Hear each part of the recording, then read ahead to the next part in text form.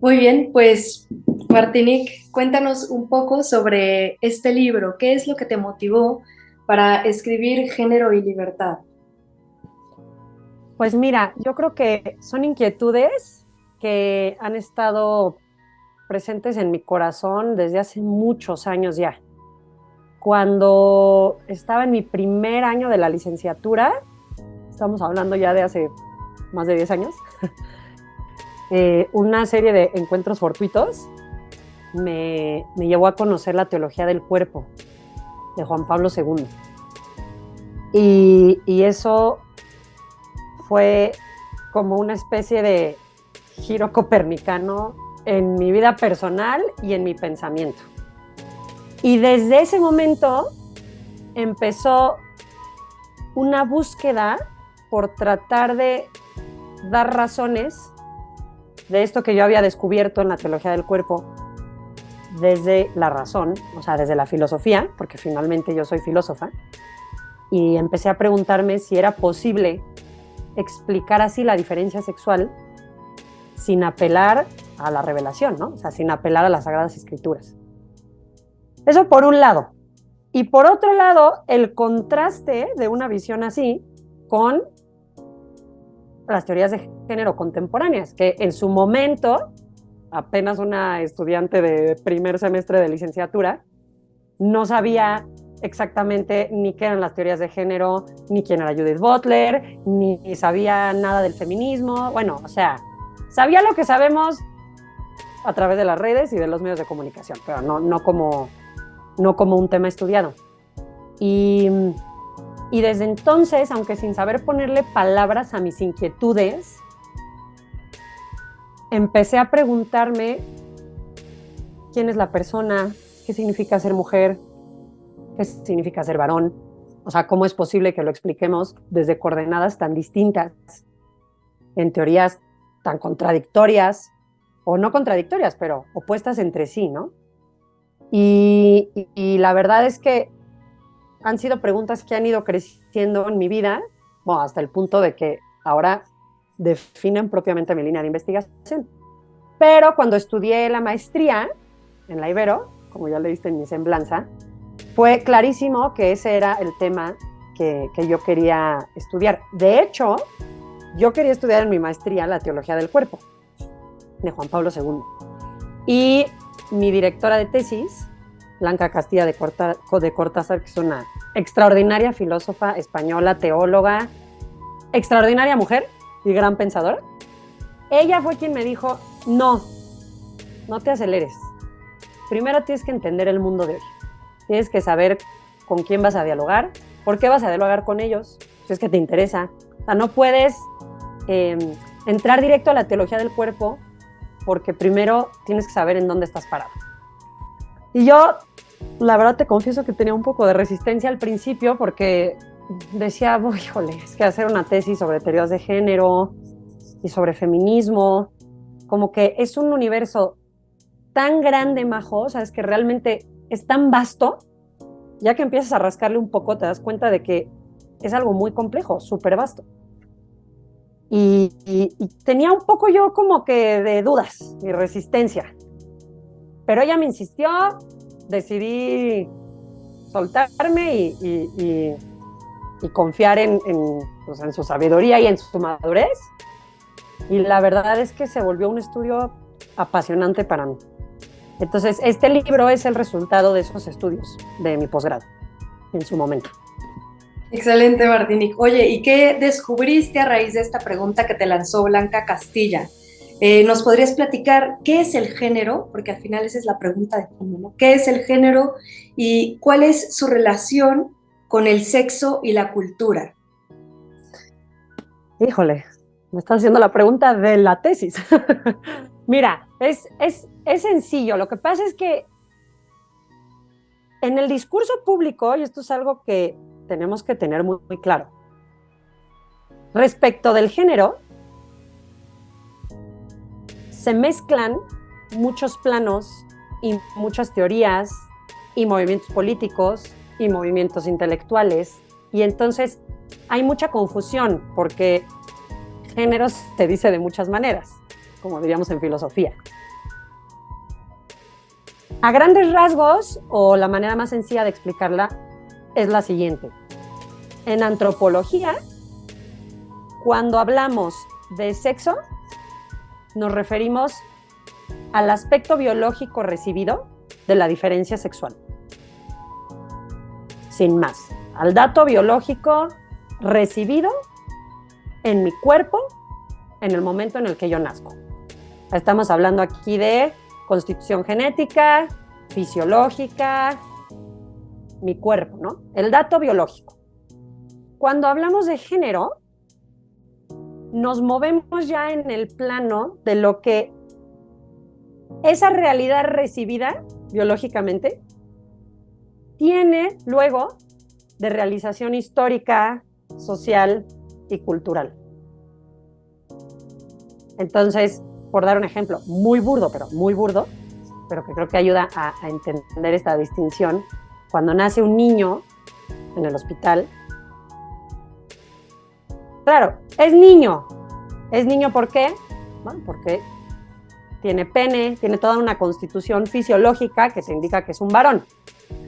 Pero luego si le compramos un chaloncito azul y entonces decidimos ponerle Pablo porque es un nombre masculino, claro, eso ya está un poco dentro de la esfera del género, ¿ok? Porque evidentemente que el niño se vista de azul no tiene nada que ver con el sexo biológico recibido. O sea, esto es como muy a grandes rasgos. Ahora, la historia del feminismo, su evolución, las teorías de género contemporáneas han dado una interpretación de lo que es el género que ya se vuelve más compleja de entender, porque además hay muchos matices en las discusiones. Pero podríamos decir que para muchas de las teorías de género contemporáneas, no solo el género, y esto es algo difícil de asimilar, pero me parece que es el punto de partida fundamental para las teorías de género, no solo el género, sino también el sexo se construye culturalmente. Es una construcción, es producto de la historia, del lenguaje y de la cultura. ¿Eso qué quiere decir? Que en realidad, respecto de mi identidad personal, el sexo biológico recibido no dice nada, no significa nada. Te lo estoy tratando de resumir, ¿no? O sea, muy a grandes rasgos. Ahora, esa es la interpretación de género dentro de las teorías contemporáneas. Estoy pensando, por ejemplo, en la teoría de Judith Butler, ¿sí? O sea, son es a lo que llamamos posfeminismo de género. En mi libro exploro otras alternativas que se han desarrollado en las últimas décadas para entender la perspectiva de género en relación con la naturaleza de la persona y la dignidad. Pero bueno, eso ya es, digamos, es todo un desarrollo antropológico. No sé si respondí adecuadamente a tu pregunta. No, sí, excelente. Y ya con esto también respondes otra pregunta que también te iba a hacer, que es, ¿qué es el posfeminismo de género? ¿Cuál era y si nos pudieras platicar un poquito más sobre cuál es el origen de esta teoría de género que estamos viendo en redes sociales, en las distintas manifestaciones. ¿Nos podrías platicar sobre su origen y cómo se ha ido modificando? Sí, claro que sí. Mira, muy fácil. El feminismo ha tenido una evolución súper compleja, ¿ok? Pero podríamos distinguir claramente 3 olas principales. Al menos así las distingo yo, así las caractericé yo en mi tesis. Está la primera ola del feminismo, que es el desarrollo de la primera etapa del feminismo, que se dio en el siglo XIX y principios del siglo XX. Y esa fue la ola del feminismo en la que se buscaba reivindicar los derechos de la mujer. Se buscaba tener una situación de equidad con el varón respecto de los derechos educativos, laborales, políticos, legales, en la familia y en la sociedad. Digamos que esa fue la aspiración general de esta primera etapa del feminismo. Después, eso fue evolucionando, ¿no? Y fue cambiando. Y ya hacia la segunda mitad del siglo XX, entramos a la segunda ola del feminismo, que, como expongo ahí en mi libro, está como encabezada por Simone de Beauvoir, por la figura de Simone de Beauvoir. ¿Cuál es el matiz distinto, no? O sea, que le distingue respecto de la primera ola del feminismo. Bueno, que en la segunda ola del feminismo se empieza a cuestionar qué tanto de lo que entendemos por ser varón y ser mujer en realidad es producto de la cultura. La frase emblemática de Simone de Beauvoir es: mujer, no naces, te haces. Claro, luego esa frase hay que meterla en contexto, para entenderla bien, pero me parece que resume algunas de las claves de esta segunda ola. No me quiero detener porque es mucho más complejo, simplemente quiero darte la pauta para entender los posfeminismos de género contemporáneos. ¿Qué pasó después de la segunda ola? Algunos lo definen como una tercera ola del feminismo. A mí me parece que ya no podríamos considerarla ni siquiera una tercera ola, porque propiamente las teorías de género contemporáneas, el posfeminismo de género, ya no es una defensa de los derechos de la mujer. Me parece que ni siquiera es una búsqueda por comprender la identidad femenina, sino que en su interpretación más extrema sostiene que para poder defender la absoluta igualdad entre las personas es necesario erradicar la diferencia sexual. Entonces, en realidad, para la teoría queer, por ejemplo, la persona es un individuo abstracto, no es ni masculino ni femenino. El género es propiamente un constructo de la cultura, pero la persona, como tal, es un individuo abstracto, que construye y deconstruye libremente su género en un constante devenir, en un constante cambio. Entonces, bueno, eso es muy a grandes rasgos como la historia. ¿Qué es lo que marca claramente ese paso de la primera, la segunda y la tercera ola o el posfeminismo de género? En 1990, la publicación del libro de Judith Butler, El género en disputa. Ese es como el libro de cabecera para entender las teorías de género contemporáneas.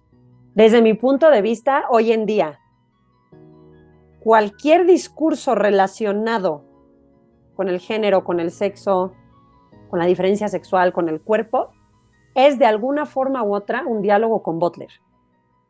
Y esto es importante, ¿no? Pero bueno, ahí ya te dije muy, muy a grandes rasgos cuál es el contexto del posfeminismo de género. Así es. Muchas gracias, Martinique. Y para ya adentrarnos un poquito más, pues claro que tendremos que leer tu libro para poder seguir profundizando en el posfeminismo de género. Solo para terminar y para ver una vía que armonice la relación entre sexo y género, ¿nos podrías platicar sobre tu propuesta antropológica? ¿A qué se refiere la ontología de la diferencia sexual que mencionas? Ya, bueno, no es mi propuesta. es más bien el desarrollo que se ha ido dando en las últimas décadas, que sí que es como una especie de construcción de varios autores, del pensamiento de varios autores.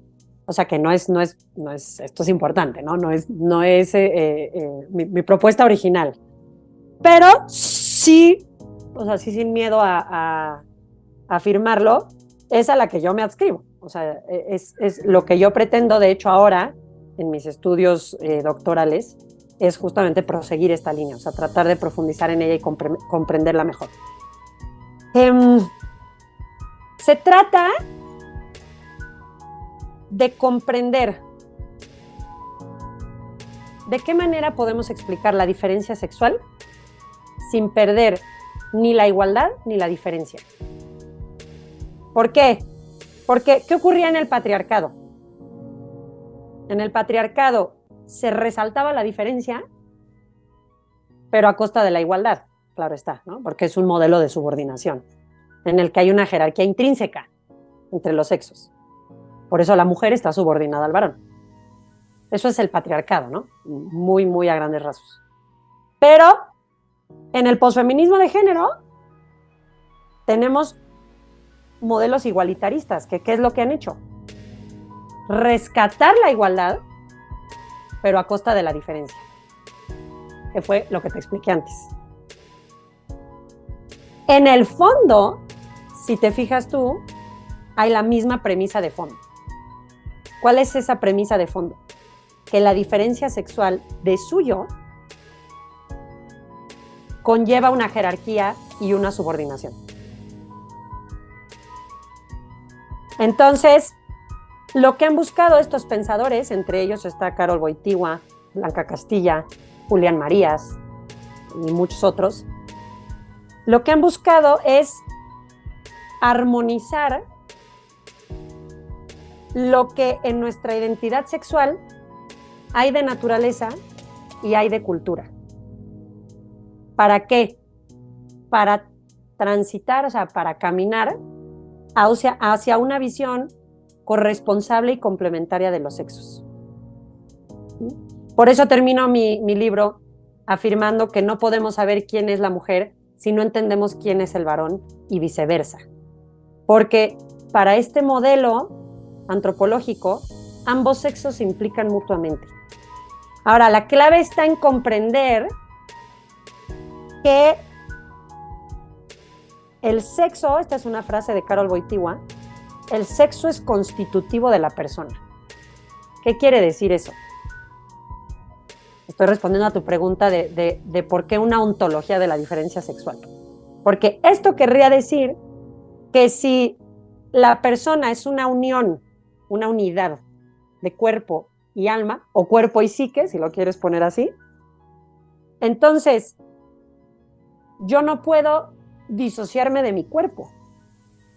Mi identidad no puede estar disociada de mi cuerpo, sino que si mi cuerpo es femenino o masculino, vamos a decirlo así, entonces todo mi ser, toda mi persona también lo es. Ahora, esta tesis hoy en día es un escándalo, o sea, es muy discutible. Y por eso, precisamente en mi libro, digamos que la dejo abierta. O sea, hay un proseguir de investigación que necesitamos hacer allí. Desde mi punto de vista, el feminismo, las teorías de género contemporánea han planteado preguntas válidas, necesarias, fundamentales, pero no han dado las respuestas correctas. Y por eso hoy vemos una fractura antropológica que es real en la persona. O sea, el hombre de hoy, la mujer de hoy están fracturados. Hay una crisis de identidad que es real. Y hacia allá voy. Hacia allá apunta mi libro en el final de mi investigación. No, pues Martinique, sin duda tu libro es muy sugerente, sobre todo para las cuestiones que estamos viviendo en la actualidad, sobre todo en este mes que se presta para reflexionar sobre la mujer, el hombre, la complementariedad que hay entre los sexos, si hay alguna subordinación, si debe haber alguna diferencia. Entonces, te agradezco mucho haber aceptado tener esta pequeña entrevista y los invitamos a todos a adquirir el libro para seguir informándonos y seguir teniendo estos temas sobre la mesa. Pues muchas gracias y felicidades por este libro. Al contrario, Majo, gracias a ti y gracias a la editorial NUN por regalarme este espacio.